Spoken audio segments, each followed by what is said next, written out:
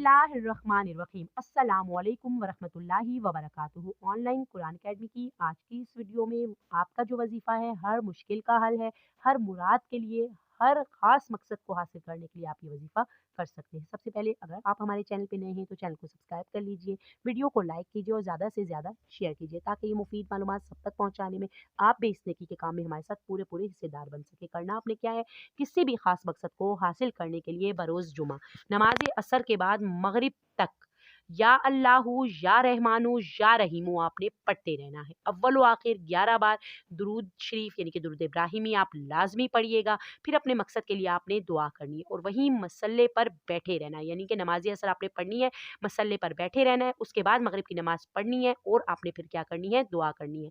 ये अमल हुसूले मकसद तक हर जुम्मे को आपने करना है। इंशाअल्लाह ताला आपके तमाम मकासद हल हो जाएंगे। ये इंतहाई मुजरिब तेज़ वजीफ़ा है।